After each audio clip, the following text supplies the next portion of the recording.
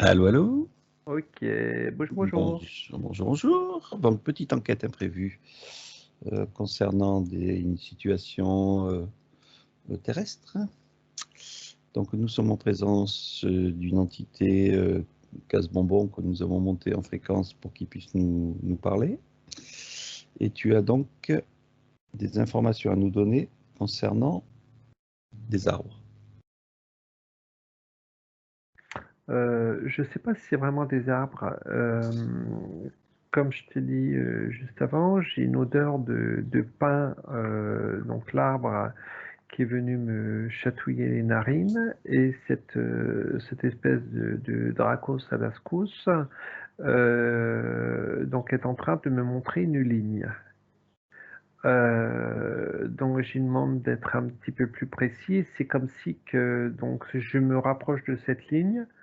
Je la développe, je la mets en beaucoup plus gros et c'est comme si que dans cette ligne circulaient des...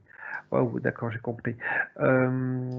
C'est...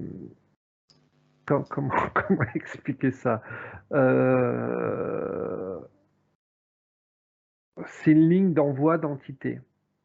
Euh, il est venu de cette ligne, il y a on va dire une sorte de déviation qui est venue se coller à nous. Alors, Ouais, une voie de sortie, voilà. C'est comme si que cette ligne était une sorte d'autoroute. Sur cette autoroute, tu as des entités qui défilent et hop, cette entité a pris cette déviation pour venir se coller à nous. mhm. Donc, si on reprend l'espèce de tremblement de terre, si on prend la date, je ne sais pas quel jour c'était d'ailleurs, par rapport au solstice d'été, est-ce que ça parle? Ouais, c'est comme si que je vois un embouteillage. Ils se sont parce que bon, cette ligne, c'est quand je parle de ligne d'autoroute, mais c'est à sens unique, hein, et ça va pas dans les 2 sens. Et là, il y a eu un embouteillage et le fait du tremblement de terre, boum, ça a ouvert beaucoup de petites arêtes sur cette autoroute. Donc, chaque année, on a des solstices, et chaque année, 2-3 jours avant, et voire oui, jusqu'à 2-3 jours après, des fois plus et des fois moins, on a ces ouvertures de vortex, de portes, de toutes ces choses-là. Comment tu vois la différence entre cette année et l'année dernière? C'est comme si que cette année, on va dire l'égrégore du solstice, waouh, j'ai bien dit du premier coup, avait un impact beaucoup plus puissant. Et là, je vais parler du mot puissant. C'est, on va dire que moi, ce qui me vient, c'est que toutes les messes noires qui sont régies le jour de ce solstice, le jour ou la nuit de ce solstice, avaient énormément plus de puissance. Et quand je parle de puissance, c'est phénoménal. On parle magie noire et magie blanche. J'ai malheureusement, tu as plus de la moitié, voire les trois quarts de ceux qui croient faire de la magie blanche et de la magie noire. Mhm. Inconsciemment, ils en sont pas conscients. Oui, oui, oui, ça on le sait. C'est vrai que je ne sais pas si on a fait une enquête là-dessus, mais ok. Donc là, aujourd'hui, je voudrais savoir comment la nature terrestre a réagi concernant, parce qu'il y a eu, il y a eu C'est comme si que, c'est comme si qu'il y avait une accumulation à l'intérieur de cette ou je vais y arriver moi. C'est comme si qu'il y avait eu une accumulation à l'intérieur de cette intraterre et le fait d'avoir monté en puissance ces messes noires avait fait exploser. Mais ce qui a un petit peu contrario, c'est que ce tremblement de terre était en prémisse de ce solstice, oui, puisque ça, je crois que c'était vendredi ou samedi dernier, moi le tremblement de terre. j'étais pas Euh, sur Terre, donc j'ai pas senti. Bah, moi non plus, j'étais en voiture, donc j'étais dans mon vaisseau. Donc j'ai pas ressenti, ce tremblement de terre, mais c'est comme si que ça avait ouvert des failles et quelques jours plus tard, on a le solstice qui ouvre et toutes ces messes qui ont été mis en place, qui ont fait sortir toute cette raclure. Pourquoi c'est pourquoi ces énergies, pourquoi ils travaillent ces énergies de, on va dire, de L'involution, noirceur? j'ai Mais l'involution qui me vient, quel est le but de cette involution? de nous faire régresser. Oui, bon, ça c'est le classique de l'involution. Mais parce qu'on a vu qu'il y a plusieurs failles, enfin De plusieurs nous lignes appuyer. de temps. C'est vraiment, quand je te dis l'involution, oui, c'est comme tu dis, c'est logique, mais je vois vraiment nous alourdir, moi ce que ça me dit, c'est nous mentaliser autrement. Mhm. On va dire nous réduire dans la conscience.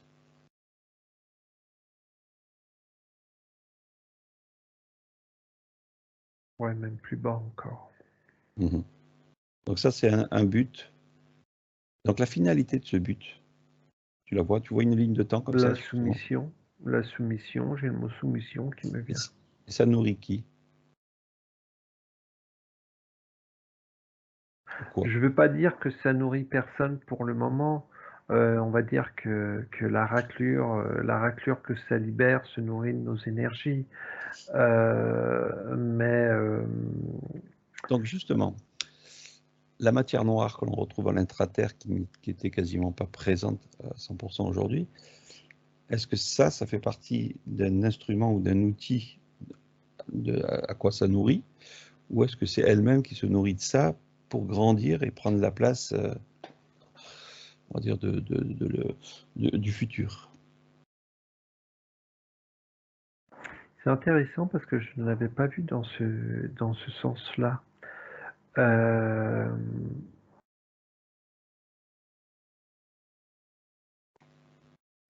Parce que quand je regarde, donc j'ai cette matière noire qui est en intraterre, ça m'enfile mal au bide là.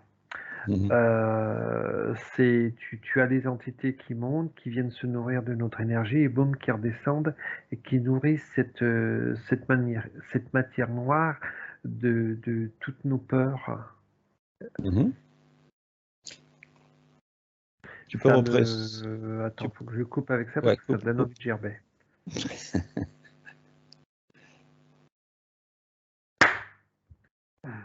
Ok.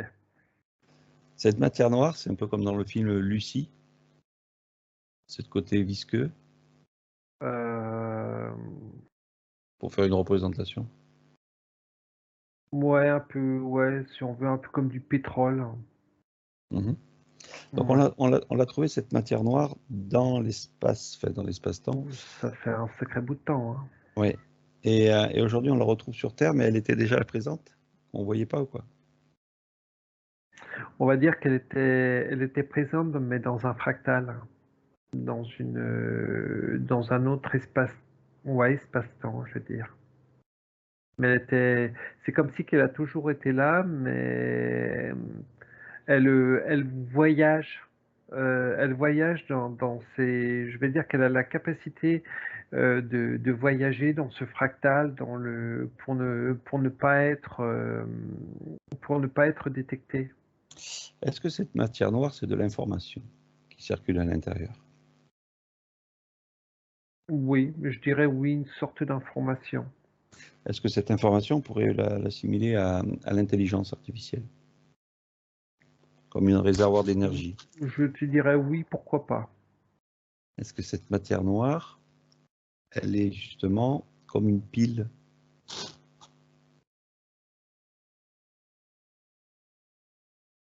Alors j'ai du mal à me le représenter, mais ça me dit oui, pourquoi pas. Mhm. Donc ça veut dire qu'aujourd'hui, les petites raclures de cette terre, on va dire les sous-fifres qui font On va dire que c'est les petites veines, c'est comme si que C'était des petites veines qui alimentent, ouais, qui alimentent l'information. Non, c'est drôle. J'ai du mal à, tu vois, j'ai du mal à intégrer cette histoire d'information.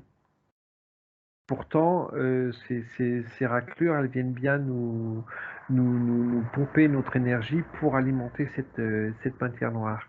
Mais c'est drôle, le mot, c'est comme si que le mot information avait du mal à vibrer. Mhm. Est-ce que si tu prends avec de la hauteur ce qui se passe en Ukraine, est-ce que tu vois la matière noire qui est plus proche de Ouais, leur... dans les zones de conflit, si on veut, quand tu prends, comme tu dis, de la distance par rapport à tout ça, tu vois que dans les zones de conflit, la matière noire est beaucoup plus présente que... Alors j'ai une image, admettons, enfin une image, une vidéo. J'ai une vidéo. C'est, tu sais, quand tu mets, ils s'amusent, ils ont fait des petites expériences, tu vas à Nature et Découverte ou ailleurs, tu sais, dans des magasins. Mhm. Tu as une espèce de boule énergétique qui est au milieu, là, tu sais, quand tu mets les mains dessus, ça attire Ouais, le champ électromagnétique, là, tu vois.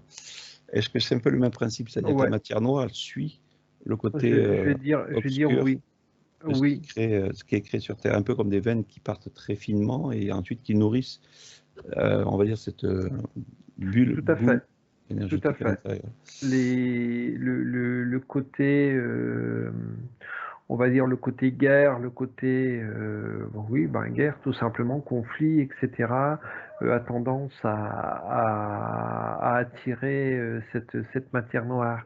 Et ce qui est marrant par rapport à ce qu'une personne m'a dit hier par rapport à cette matière noire, elle voyait une sorte de menhir, la représentation d'un menhir. Et là, par rapport à ce que tu me dis, je vois bien la représentation d'un menhir.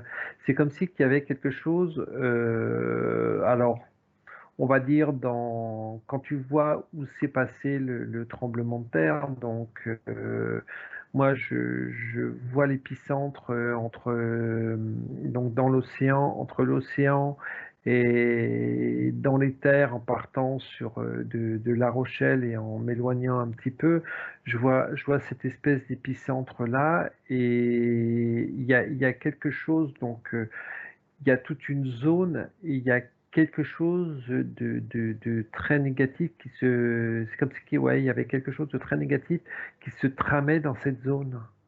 Mhm. Est-ce que tu vois une ligne de temps proche où ça s'accentue et du coup l'humanité sombre plus rapidement?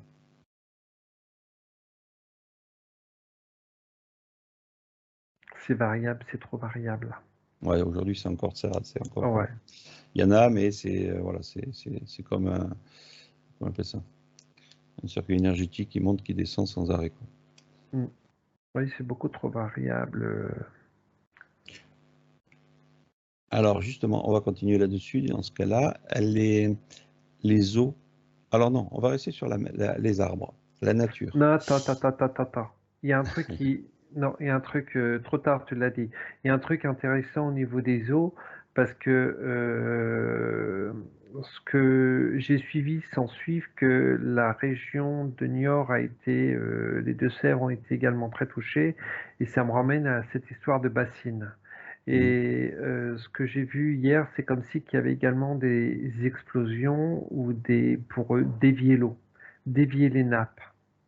Comme Mhm. si, ok, waouh, on va se faire censurer, Christian.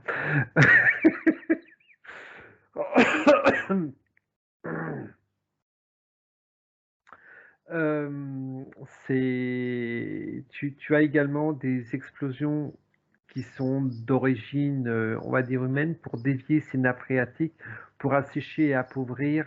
Waouh, on va se faire censurer, Christian. T'as Non, coupé? non, mais c'est vrai qu'il y a bon, non, non. Vas-y, vas-y. Et voilà, parce ce qu'on s'est aperçu, certaines personnes ont mis en lumière cette histoire de bassines et de nappes phréatiques. Mais en intraterre, on va dire qu'ils ont déjà commencé leur travail pour assécher et appauvrir les terres. Où elle va toute cette eau? C'est Chez comme si qui? Où? qu'elle Comment? descendait, elle est mise en réserve encore beaucoup plus bas. Parce que l'eau, on s'entend bien, elle est toujours régulière sur la Terre. Ouais, l'eau est régulière sur la Terre, donc ils en ont pris conscience que l'eau est régulière sur la Terre. Et plus ils vont la faire descendre, et moins elle arrivera à alimenter, on va dire, moins elle arrivera à alimenter les terres, la production, la nature, etc. Tout ça pour avoir, c'est encore une histoire de pouvoir, ça. Oui, oui, on est toujours sur le même principe. Voilà. Alors, les arbres, c'est-à-dire la nature aujourd'hui, d'après un politicien ou une politicienne, je ne sais plus qui c'était d'ailleurs, elle a dit que les arbres ne pouvaient plus respirer comme avant, c'est-à-dire qu'ils vont s'assécher petit à petit, c'est-à-dire que les petits arbres qui naissent aujourd'hui n'ont plus assez de force pour pouvoir exister. Est-ce que tu vois ça? Oui, tout simplement pour deux raisons. La première, c'est qu'on nous pollue avec les chemtrails, donc on pollue l'air et on s'arrange pour que la nourriture qu'ils aient, on va dire, au niveau de la terre, soit de plus en plus basse. Parce qu'avant, on va parler, il y a énormément de temps, tout ce que l'on voit, toutes les montagnes, etc., étaient des arbres. Donc, déjà, on a coupé les arbres. Les racines allaient très profondément. Et au fur et à mesure, les arbres sont devenus de moins en moins hauts. Donc, les racines allaient moins profondément dans la terre. Et aujourd'hui, le but, c'est d'assécher de plus en plus que les racines des arbres ne touchent plus ces nappes ou n'aillent plus chercher dans ces nappes phréatiques. Mais que ce soit les arbres ou n'importe quoi d'autre, de toute manière, ces pseudo-histoires de sécheresse, on va en voir de plus en plus parce qu'on est en train d'appauvrir l'air et on est en train d'appauvrir la terre. Donc C'est vraiment, on est dans un jeu machiavélique. la principale arme qui fait tout ça, c'est quoi? Celle qui est la plus puissante, qui met cette Euh, situation sur cette terre. on va dire on est sur l'arme du contrôle. Non, non, mais Sur là, le, c'est physiquement, est-ce qu'il y a une arme que, admettons, je ne veux pas que tout le monde se réveille et puisse justement empêcher que ceux du pouvoir se servent de cette arme? Parce qu'il y a ARP, il y a le chemtrail, il y en a plein de trucs, mais est-ce que tu as une arme spécifique qui est contrôlée par l'homme qui pourrait être justement... De toute manière, quand j'ai entendu parler du tremblement de terre, donc le jour même, moi j'ai le mot HARP qui m'est venu, hein, Oui, HARP, accélérateur à particules, etc. Donc ils ont de toute manière, ils ont trouvé le moyen de faire ces failles pour faire descendre cette eau, pour avoir mais 100% ça, de ça, contrôle de ouais, cette eau. ça c'est pas d'aujourd'hui. C'est-à-dire qu'ils ont une équation avec plusieurs instruments, comme tu dis, les particules, etc. Mais est-ce qu'il y a un principe qu'ils auraient oublié qu'on pourrait justement faire de façon que ce soit pas irréversible? Est-ce que tu vois quelque chose sur Terre ou autre? Non, le seul truc qui pourrait être, on va dire, qui pourrait renverser la tendance, c'est la prise de conscience. Mais la prise de conscience, Voilà, les la gens ne seule, l'ont pas. voilà, c'est la seule arme qui pourrait, Oui. nous, de notre côté, euh, changer ce principe-là. Parce qu'aujourd'hui, on le dit encore, la plupart des gens qui font la manipulation de harpe et particules et tout ce qui est au niveau de la Terre de l'espace, Non, c'est de l'homme, l'air. l'homme lui-même qui le met en place. Donc l'homme lui-même se détruit par les hommes de pouvoir qui leur C'est- donnent des ordres. Voilà, tout à fait. Bon, on est OK. Donc leur première arme, c'est la soumission, en fait. Tout à fait. Tout à Ouais, fait. De toute manière, voilà, tu vas être un groupe de personnes, 10 personnes qui vont dire il se passe ça. Les gens, voilà, vont dire non, c'est pas possible. Donc, c'est comme si que l'histoire des bassines, le fait des bassines, c'est on noie encore le poisson. C'est Mhm. Oui, voilà, c'est oui. des gens se sont rebellés contre ces bassines, etc. Mais ce qu'ils ne voient pas, c'est ce qui se passe en dessous. Mhm. Comment le milieu aquatique voit ça? Si tu prends notre cher ami dauphinois. Euh, je ne veux pas dire qu'il s'en fiche, mais lui, il est, on va dire qu'il est côté océan. Donc, je dis pas qu'il se fiche de de ce milieu aquatique eau douce, mais comment il le voit, c'est désastreux. Tu vois, ce qui est vraiment très à contrario, c'est que il y a déjà des systèmes de transformer l'eau de mer en eau douce. Mhm. Et ce qui m'explique, on en revient encore à ce pouvoir, et cetera, que le jour où ils vont vraiment se mettre industriellement, à faire cette eau de mer en eau douce, ben, ils auront une raison de nous la faire payer. Mhm. Qu'aujourd'hui, quelque part, ils n'ont pas de raison à nous faire payer cette eau douce qu'on va chercher dans la terre. On en revient encore à cette manipulation, à ce contrôle. Mhm. Oui, donc ils arrivent petit à petit. Qui, énergétiquement au-dessus de tout ça, quand je parle bien bactérien, prend le contrôle de toutes ces décisions pour qu'ils aient une espèce de pouvoir machiavélique. Qui tu vois au-delà de tout ça? Le jeu, j'ai le mot, le jeu. Le jeu. Le Donc jeu, l'expérience. c'est au-delà des cultivateurs et du reste. Ouais. Donc l'intelligence artificielle, c'est un grand C'est pas que mot. c'est au-delà. C'est pas que c'est au-delà parce que quelque part les cultivateurs, eux, ils ont mis en place, voilà, ce plateau avec tous ces mondes autour de nous, et on est vraiment, on reste sur le mot expérience. On reste vraiment dans notre Truman Show à faire cette expérience. Mhm. Voilà, on met 50 fourmis dans une, Oui, dans une boîte, dans dans une un expérience. vivarium, et puis ben voilà, elles se reproduisent, et puis ben on met des maladies. Enfin bon, bref, voilà quoi. C'est le. Ok. Allez, on va finir un petit peu là sur quelques petites questions. Si la Terre est plate, pourquoi l'eau arrive des montagnes? L'eau arrive des montagnes par rapport à la pluie, par rapport à la neige, et l'eau n'arrive pas que des montagnes. L'eau stagne depuis, on va dire, des millénaires et des millénaires, 1, 2, 3, 4, 5, des millénaires et des millénaires en intra-terre. Qu'est-ce que le, On va qu'est-ce- dire que, attends, on va dire que l'eau des montagnes qui arrive, c'est principalement en surface. Ouais, mais quand on va, enfin, quand on peut explorer au-delà des montagnes, on voit que l'eau, elle arrive d'en bas. Elle remonte et elle redescend. Je sais pas, j'ai le mot chasse d'eau qui me vient. Qui c'est qui tire la chasse Non, d'eau? mais Non, mais non, mais voilà, à un moment, il y a un trop plein, et puis il faut que ça s'évacue. C'est un peu le système de chasse d'eau.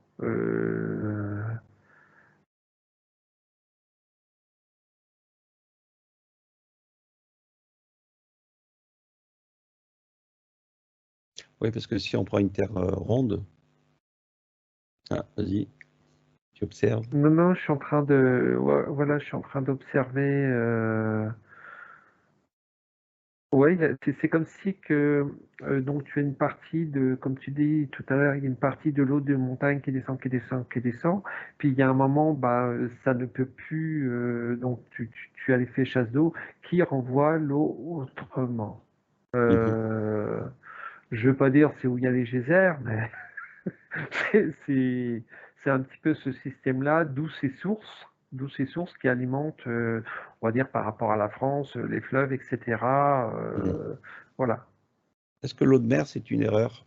Finalement, l'eau était douce à l'origine.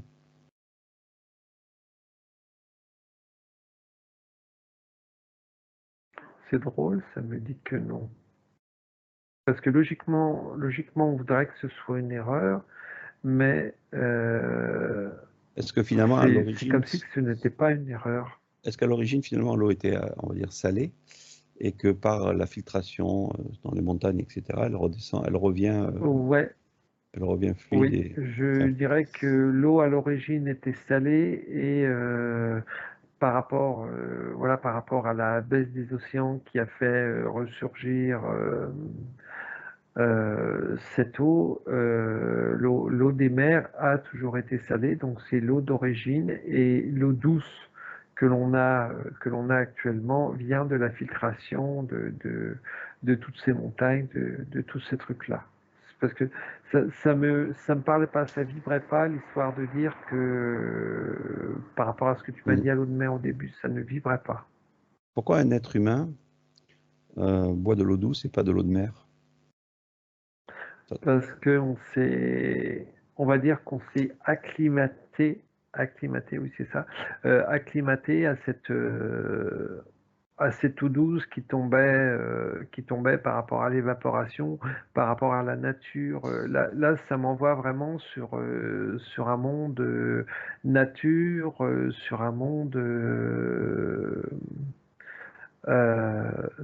naturel par rapport aux personnes et non ah merde, comment on dit, pas amphibien, mais si amphibien. Oui, Non, oui, oui. Mhm. Bon, ok, bon, voilà, ce sont les petites questions, juste comme ça, pour que les gens puissent se poser aussi eux-mêmes leurs questions. Allez, on va finir avec le petit Dracos, là, dans ce cas-là, avant de le... Rapproche-le de la matière noire intraterre, voir comment il réagit. Est-ce qu'il en a peur lui-même? Non, il en a pas peur. Ça veut dire que s'il se fait absorber, il est content? Bah, il n'y a pas de... Est-ce qu'il est content? Je sais pas, mais il n'y a aucune peur. C'est presque, ouais, c'est comme le Graal. C'est comme si Ouais, c'était un Graal c'est pour le lui. mot que j'avais. C'est le mot que j'avais. Et pourtant, nous, on peut pas y toucher. Alors, ce que ça me dit, on ne pouvait pas y toucher. Mmh. Après, tout dépend de l'état de conscience que tu as par rapport à cette matière noire. Ok. Allez, ok. Bon, on remercie un petit peu tout le monde de nous avoir suivis sur cette petite enquête improvisée. Et on va couper simplement ça pour qu'on puisse évacuer ce Bye Dracos. bye, bisous bisous. Ciao, ciao. Ciao.